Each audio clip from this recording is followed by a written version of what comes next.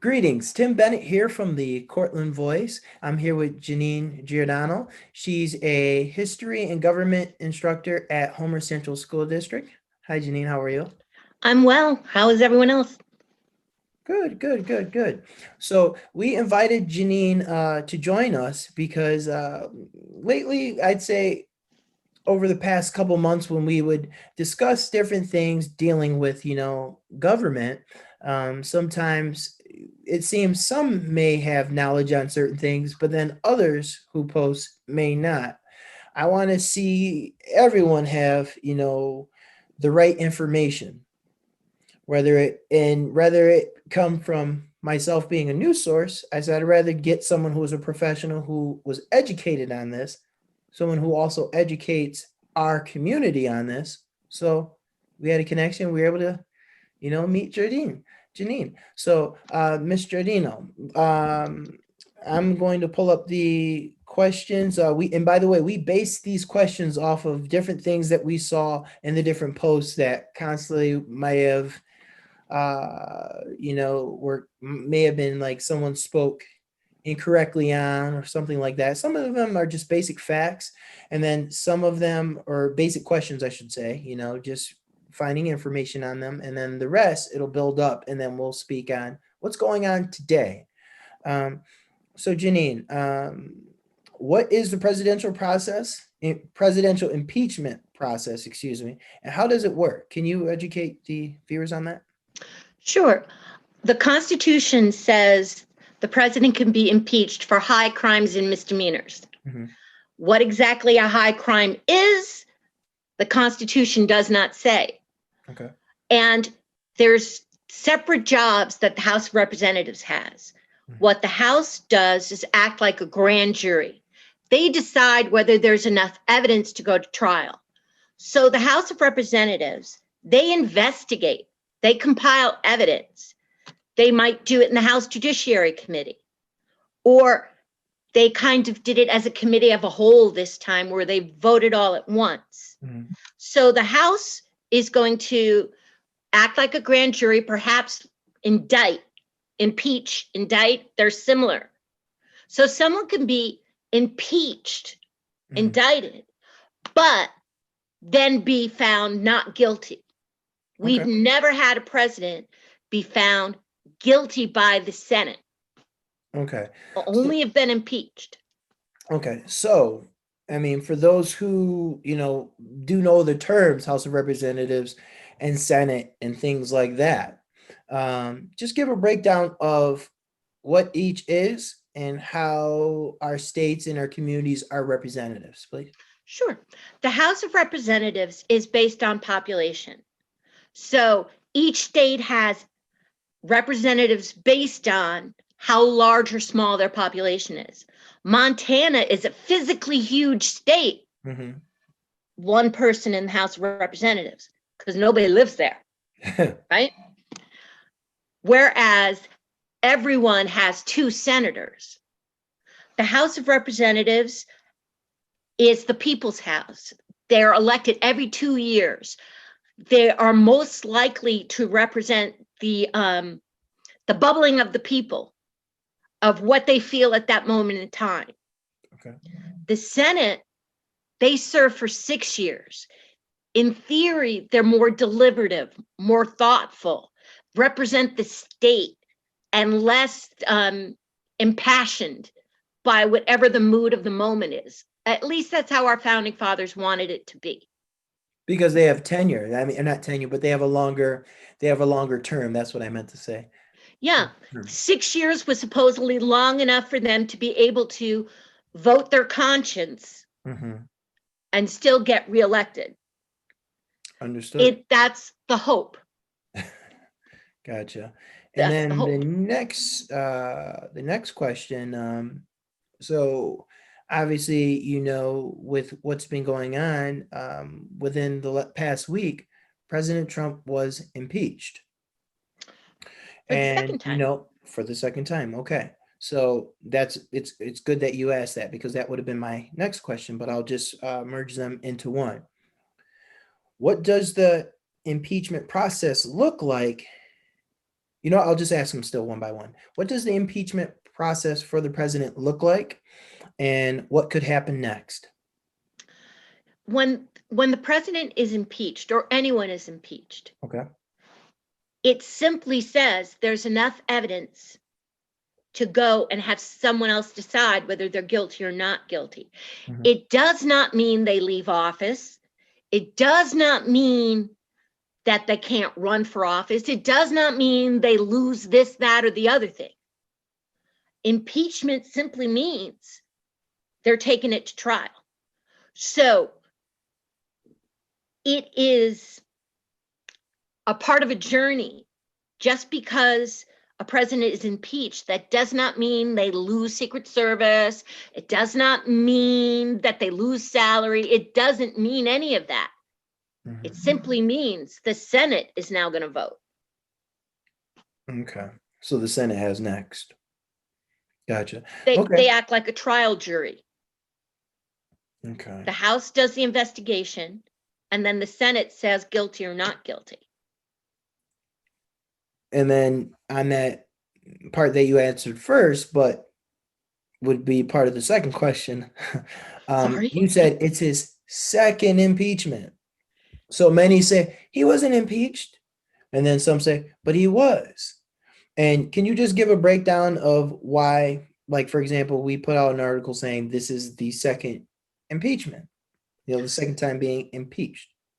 There are different articles of impeachment. Okay. The first impeachment process that had to do with his influencing the election in the Ukraine, Okay. and he was impeached for that. The Senate did not say guilty. The Senate said not guilty. He was impeached, So he but was not found charged. guilty. So the This second is time is charged. So if that's they like say if you're impeached, you are charged, as you said, indicted. So exactly incorrect, he's been charged twice. Off the first one, he was found not guilty. correct. Now on this second one, we will see. We will see. And there's a whole different timetable. The first process, the investigation lasted longer. The Mhm. trial lasted longer. Inauguration day is January 20th. There's a whole different time frame. Yep, So I didn't mean to jump ahead, but it's okay. that's going to change what's going to happen in terms of how the Senate will deal with a trial. Yeah, because here's the next thing I ask you. Being that things took a while before, but we have as of right now, off of the election and whatnot, and they double checked, triple checked all of that, President-elect Joe Biden will take over within a week, less than a week. Do you think that the Senate results on the impeachment may come before that day, or are you thinking it may come after, or it's okay? I mean, like, what have you heard? Well, the way I understand it is the Senate Majority Leader, Mitch McConnell, he's not going to call the Senate back into session. They're not coming back to the 19th. The day Therefore, it's before? going to be pretty hard to have a trial if the Senate is not meeting. Mm, And it is his right until all the senators are sworn in. Don't forget, Georgia just had the election. Those two senators need to be sworn in.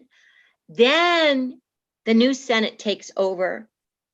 That will be 50-50. And then Vice President Kamala Harris mhm. will cast deciding votes. So while the Republicans are still in charge of the Senate, they might opt not to have the trial because it is the Senate majority's power to decide what the Senate talks about. When Sure.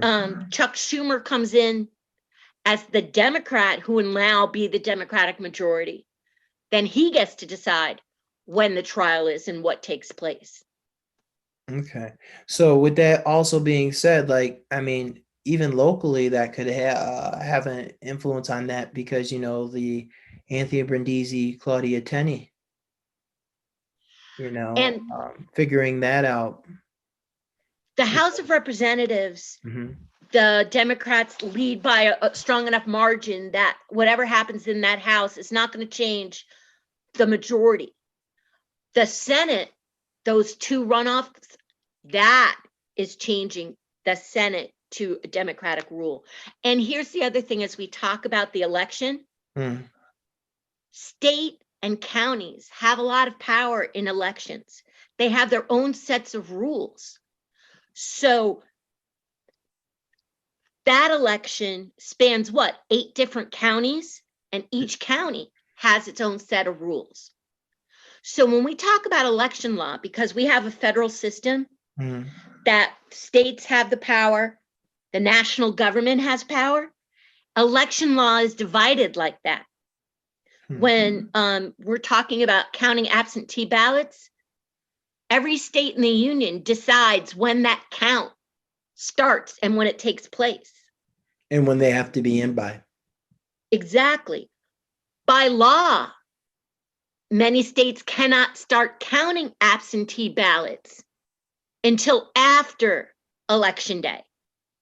So they're all just sitting there, can't be counted because state law says that.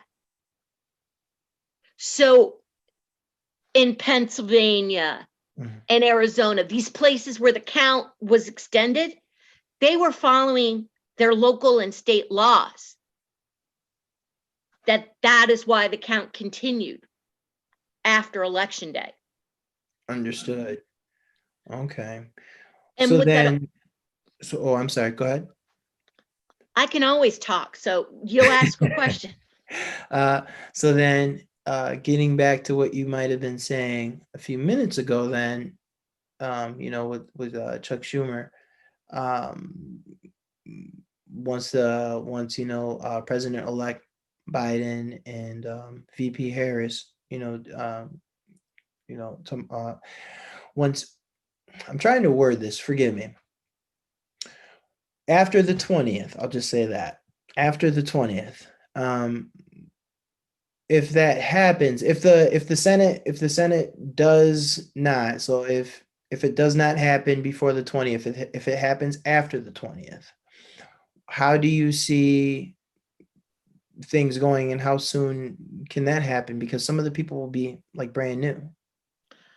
True. That's basically what I was trying to get my mind wrapped around, because I mean, if the president and VP are being sworn in on the 20th, how soon can the others speak? And are they all sworn in on the same day? We just don't see them all sworn in. Congress, the swearing in, I believe, someone's going to correct me if I'm wrong, but January 3rd. But the runoff didn't happen for those Georgia senators until later. And they're actually on recess now, the Senate is. Okay. But you're right. Even if they're all sworn in, the question then becomes, do they put the trial of the ousted president before they sit and talk about COVID relief and stimulus checks? And is that the first thing we want to be our nation's business on January 20th?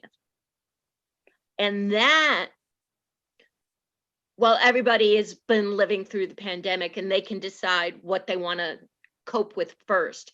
I think that is going to be, in my personal opinion, I would not see the Senate going full bore into a trial when the pandemic and vaccinations and so much of our nation is struggling with that. Understood. So, I mean, I do see it that way. I'm also wondering, how, like you were saying, there was a chance that they would try to rush it if it was before the date. What if on the back end they say, hey, let's just get it over with? Do you think that could happen as well? Or would that be less of a chance of that happening? I think less of a chance, simply because The Senate, as it stands, the Senate Majority Leader, the Republican, Mitch McConnell, he has said he is not calling the Senate back into session until the 19th. The inauguration is the 20th. Yep. And I would not believe that the Senate is still a Republican majority until the 20th. Mm-hmm. So for that reason, I would say chances of a trial in the Senate before then, slim to none. And I'm just being polite when I say slim. I'd say none. I mean, do you think, I mean, this is just throwing this out there too. Do you think that he may be doing it on the lines of because he might be going against President Trump, knowing that if it goes to the other side, it's not going to work out for President Trump's best interest in the long term, but it doesn't make him look bad in the now? And now we're starting to get into my interpretation, which is why in the classroom, I really try very hard to give them the facts and let them decide.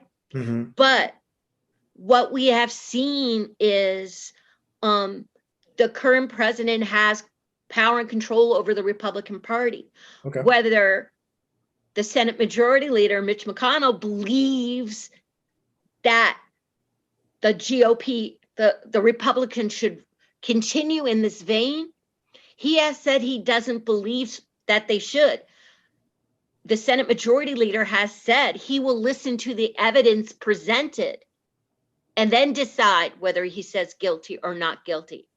I think he'd be just as happy to have it be run by the Democrats, and then they can argue later that it's partisan if there's not enough votes to convict. Look, when the House impeached, 10 Republicans agreed with the Democrats and said, this is a high crime and misdemeanor. We believe that to be true. The numbers that the Senate needs, it's going to take some Republicans to think about their country and think about that only, not about their party. There are some that argue that Mitch McConnell wants Republicans to get on board and vote for conviction, because what happened on January 6th was so massive and so frightening. And so this is happening in America? What? That the Republican Party, the mainstream of the party, wants to distance themselves from that. So they can send a message. And I think that that's part of it. The Republican Party, one might argue, has given itself over to what may be considered a fringe movement. I mean, you talk about the Confederate flag and the Camp Auschwitz, and so much of what we saw in those pictures that does not represent Republicans or what Republicans traditionally were. Fiscally conservative, less government. That's what Republicans have been. The party of Trump is in a whole different idea. And what I think the Senate Majority Leader, Mitch McConnell, and other Republicans, Mitt Romney for one, they want to see the Republican Party get back to being the Republican Party. Mm-hmm. And speak for what most of those folks believe, not Trump. Okay. Another question I have for you, sorry, it closed on me. Another question is, what is the 25th Amendment and how does that work? The 25th Amendment, it's relatively recently. The 25th Amendment, what that does is that comes in like 1967. I mean, it's relatively recent. Okay. What it does is provide for succession. So if the president leaves office, the vice president takes over, and it provides for a way to replace the vice president. Like when President Richard Nixon resigned and Gerald Ford became president, that's because of the 25th Amendment. Folks might not remember, but Spiro Agnew, the vice president, resigned. That's how Gerald Ford got to be vice president. And then when Nixon resigned, Gerald Ford became president, and he was not elected to either. So it provides that succession. But in this case, how they're talking about the 25th has to do with if there's some impediment for the president is incapable, whether it's a physical or mental defect, and that he can be removed from office. Some might say removed kicking and screaming. The 25th, if the president is going under anesthesia, there's a letter written so the vice president can have the power to do something. I mean, Woodrow Wilson had a stroke. For the longest time, his wife was deciding who got to see the president and what they got to discuss, because he really wasn't capable because he had a stroke. That's why the 25th is there.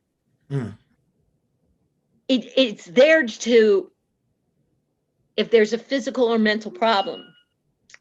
Obviously, a physical problem would be easier for the cabinet to come out and say, yep, you can't do your job. Therefore, we're going to take the job away from you. Yep. It's understandable. A mental, that becomes much more emotional, harder to quantify. It is more debatable. Harder to evaluate for sure.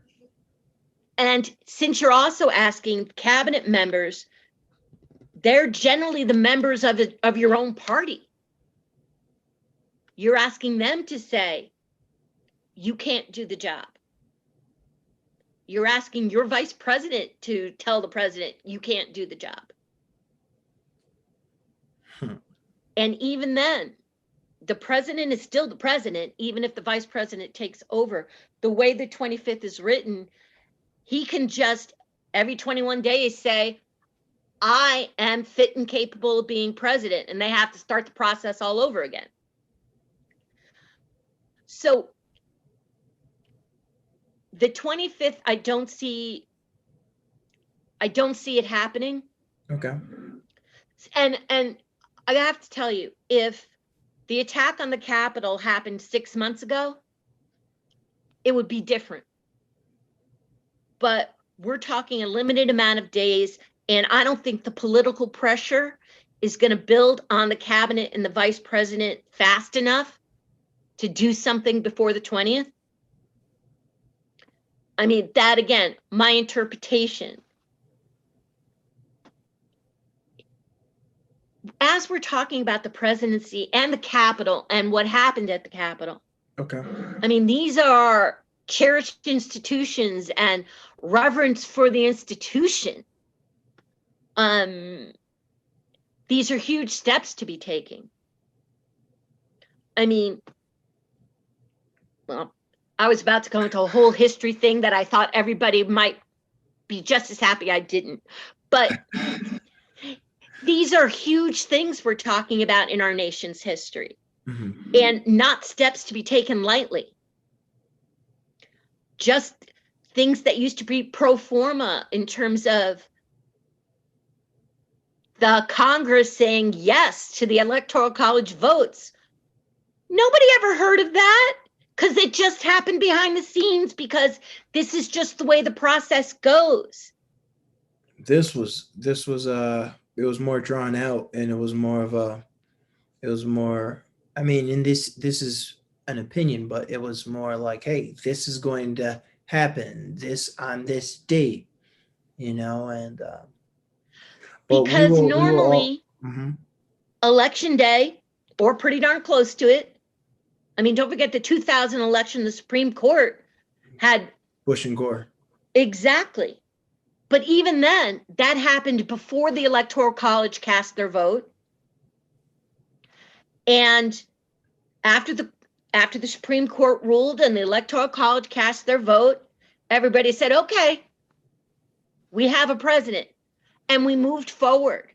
Mhm. And the Congress verified what the Electoral College has done.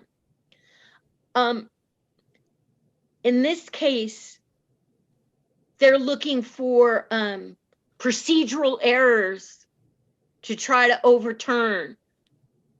I mean, what was there, 7 million votes difference between the two candidates? A huge number of votes. And I believe Donald had President Trump, current President Trump had, I believe, over maybe around 75 mil. And Biden had 7 million more than that. And this is what we're talking about. And this is the thing about the Electoral College. Mhm. The facts are Hillary Clinton had 3 million more votes than Donald Trump. What she did not win is the Electoral College votes. It is the Electoral College that picks the president, not the people. Our founding fathers thought the people were stupid and they were afraid of democracy. The Electoral College was designed to fix something if the people messed it up. But now we want the Electoral College to be democratic and follow what the people have said. And we only talk about the Electoral College every 4 years. And whether the Electoral College is fair and democratic, that's open for debate. Because many states have laws that are all or nothing. And then 48 states have all or nothing. And 2 states have, I think, what is it? It's I think Maine And Nebraska. Yeah, where you can split it. It's done by congressional districts. So if you win the congressional district, you get that electoral vote, and who has the most popular vote gets the 2 Senate votes. So can you argue, is that a more democratic way than to have it be all or nothing? And that's why you can win the popular vote and lose the electoral vote. I'm surprised it's not consistent around the country. It's a federal system. When our Constitution was written, folks were all about states' rights. They were all, I consider myself to be a New Yorker, a Virginian, not a citizen of the United States. So there's lots of power to the states. Heck, the 10th Amendment is straight up. The federal government, the central government, only has the powers we've given it. We don't want the central government to have a whole lot of power. The world is different, but the Constitution Still the same. And we have to consider what that means. I mean, it used to be fundamental differences between the Democrats and the Republicans. Republicans have generally been more states' rights and the individualism of the states. And the states ought to be making these decisions. Generally speaking, Democrats have offered up more national solutions to problems. And this whole each state doing its own thing, that can be great.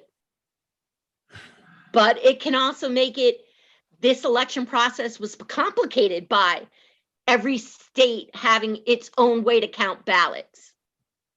And they're following their state laws.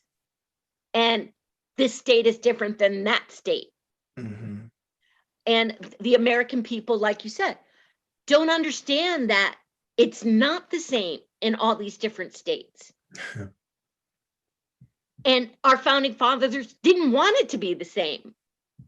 They thought local government should have a voice about what happens. They did. And that is why our local, you talked about the congressional district locally, and that congressional district goes through 8 different counties that have their own rules about how they count. And we're still trying to get it. Because power to the local governments, that shouldn't the people who live there make decisions? that there's so much to consider in the way our country is set up about who has the voice, who should have the power.